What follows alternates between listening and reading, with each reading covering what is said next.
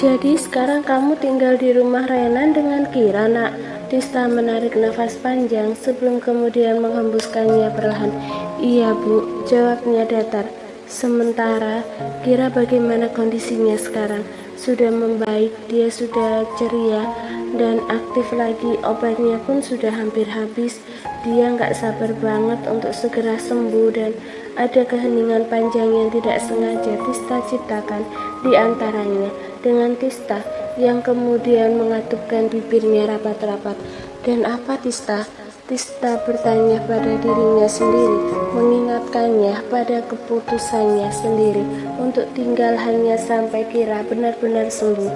Kalau begitu setelah Kira sembuh, Tista bisa pergi, bukan? Tista, kamu kenapa? Tista menyadarkan dirinya, lalu menggeleng. Enggak apa-apa, Bu. Tadi tiba-tiba keinget hal lain, elaknya. Soal Kira, Ibu nggak perlu khawatir lagi ya.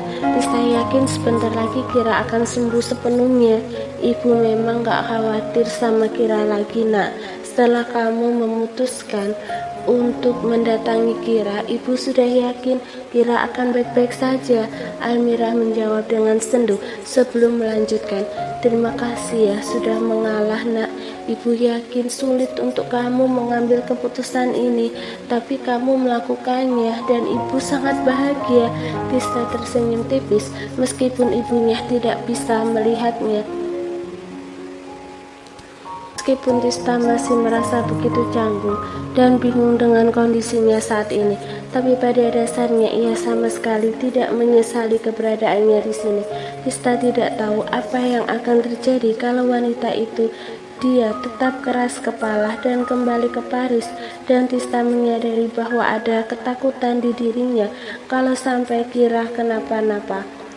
Nak, panggil Almirah lagi karena tidak mendapatkan jawaban dari Tista.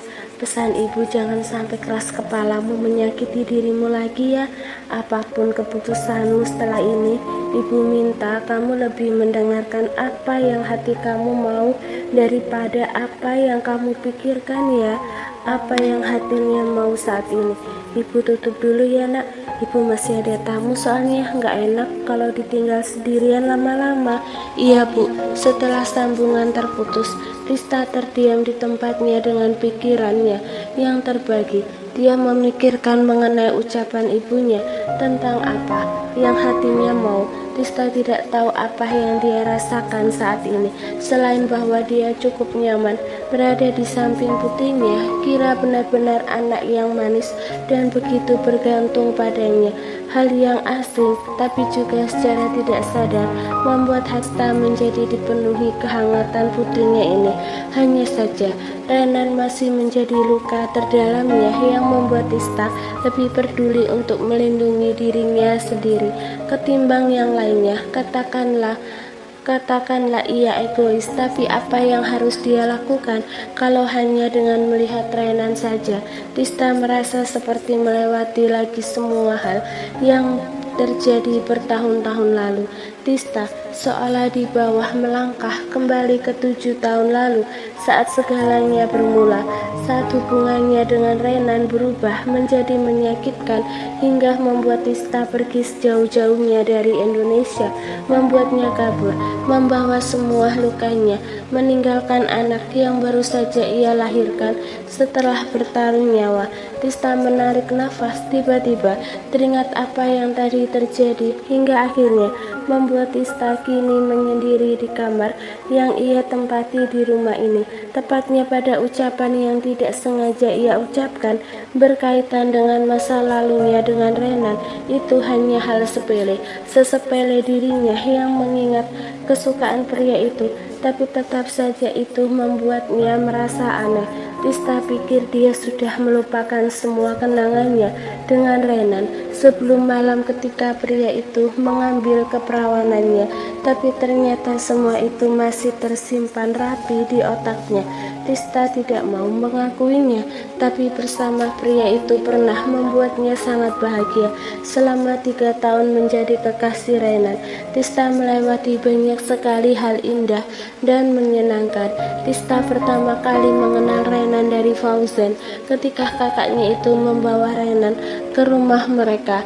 Awalnya Tista tidak memiliki ketertarikan khusus pada sahabat kakaknya itu, sampai kemudian mereka bertemu menjadi kakak kelas dan adik kelas di satu SMA yang sama. Tista yang usianya paling muda di antara teman-temannya kurang bisa bersosialisasi.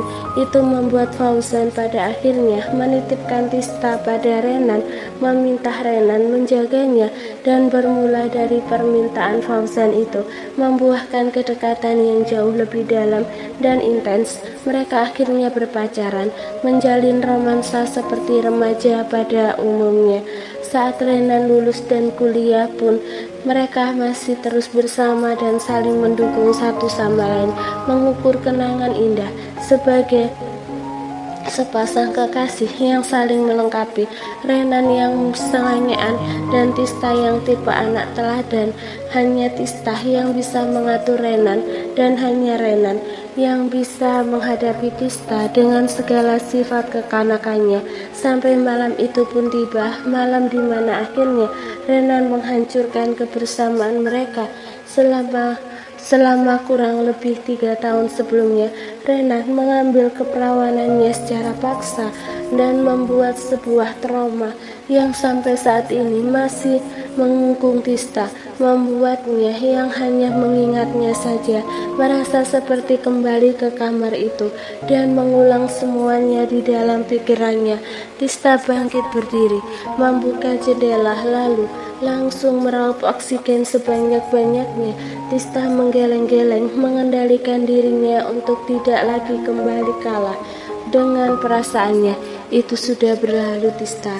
Tista menggumam dengan bisikan pada dirinya sendiri. Kamu sudah lepas dari itu semua. Kamu sudah melewati itu. Belum sempat ketenangan ia dapatkan sepenuhnya. Suara ketukan pintu terdengar. Berpikir itu adalah Kira.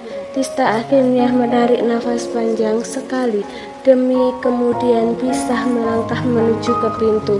Saat membuka pintu, Tista langsung berhadapan dengan Renan yang menggendong Kira di pelukannya. Bisa Tista lihat langsung menaikkan alisnya tinggi saat melihat Tista, tapi Tista segera berpaling untuk menatap putrinya. Melihat Kira memberi kekuatan tersendiri untuk Tista saat ini.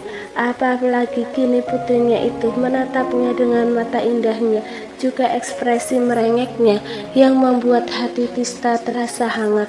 Kenapa Kira? Kira mau bobok sama mami, pintanya dengan manja. Boleh ya? Tista memaksakan senyumannya lalu mengangguk. Tista membuka pintu kamarnya lebih lebar agar Renan bisa membawa Kira masuk.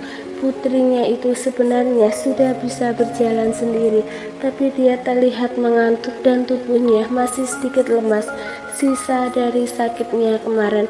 Renan merebahkan Kira di tengah ranjang lalu menarik selimut untuk menutupi tubuh putrinya. Tista ikut naik, membenarkan posisi bantalnya agar Kira lebih nyaman. Kira kemudian meringkuk dengan matanya yang sudah terlihat sangat mengantuk. Have a nice dream, sweetheart, gumam Renan akhirnya sembari mencium kening Kira lembut. Kira lalu menatap Renan. Dedi bobok sini juga, pintanya tiba-tiba. Kira pengen bobok sama mami dan Dedi. Tista terpaku di tempatnya, begitupun Renan yang langsung melirik ke arah Tista. Renan berdeham. Dedi tidur di kamar Dedi sendiri saja ya, tolak pria itu halus. Kenapa? Tanya Kira polos. Tista melihat Renan, langsung berusaha berpikir keras, memikirkan alasan tepat untuk menolak keinginan Kira. Tista kemudian menatap Kira yang terlihat siap untuk merengek karena keinginannya tidak dituruti, sedang dia sudah terlihat sangat mengantuk. Mami, panggil Kira tiba-tiba. Boleh kan? Ganti Tista yang kini memutar otak untuk berpikir, mencari alasan yang mungkin meski akhirnya ia tidak bisa mendapatkannya. Tatapan penuh harap dan juga tatapan siap untuk menangis dari putrinya akhirnya membuat Tista mengangguk dengan pengamatan lekat dari Renan. Lady, Renan akhirnya ikut mengangguk pada Kira dengan senyuman yang agak kaku. Kira lalu menarik Tista dan Renan untuk berbaring di antara dirinya, tak menyadari bahwa tubuh kedua orang tuanya kini begitu kaku seperti robot. Kira tersenyum lebar sekali, lalu mencium pipi Tista dan Renan bergantian. "Selamat tidur, Mami, Daddy," ucapnya dengan sangat ceria. Ketika Kira kemudian menutup matanya, mencoba untuk tidur, baik Renan dan Tista sama-sama tahu bahwa mereka tidak akan bisa tidur malam ini.